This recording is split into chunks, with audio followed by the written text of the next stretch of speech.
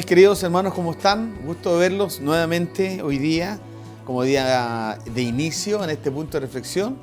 Les agradezco mucho porque sin lugar a dudas para nosotros nos alegra saber que tú nos sigues en Facebook y a través de las redes sociales.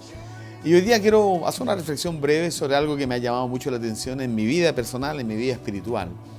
Y me acuerdo mucho de esta situación de Nicodemo con Jesús cuando él va de noche a hablar con el Señor y a preguntarle sobre el reino de Dios, sobre nacer de nuevo, sobre qué significaba el nacimiento nuevo. Y Jesús entra en una conversación muy profunda y lo lleva a entender de que había que nacer del Espíritu, había que nacer del agua y del Espíritu, le dice.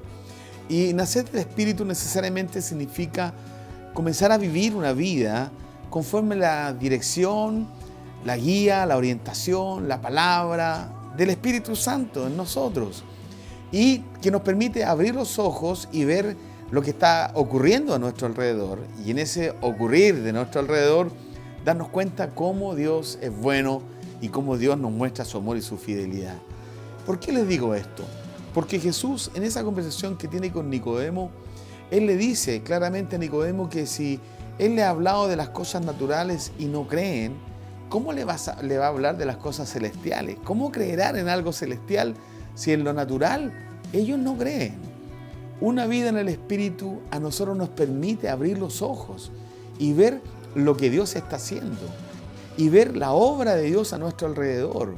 Y cuando uno aprecia la obra de Dios a nuestro alrededor y empieza a advertir que Dios nos rodea, que Dios nos guarda, que Dios interviene, que Dios mueve circunstancias, que hace milagros, a nosotros nos debe llevar a pensar que en lo natural Dios se está moviendo. Y cuando eso ocurre, entonces Dios nos comienza a habilitar para ver lo sobrenatural.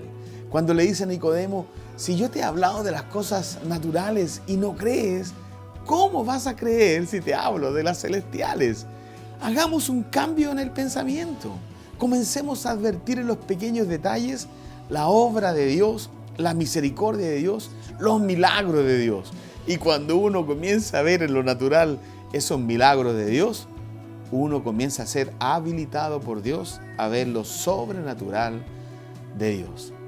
Una sutileza de un texto bíblico que sin lugar a dudas nos cambiará el pensamiento, la vida y nuestro destino.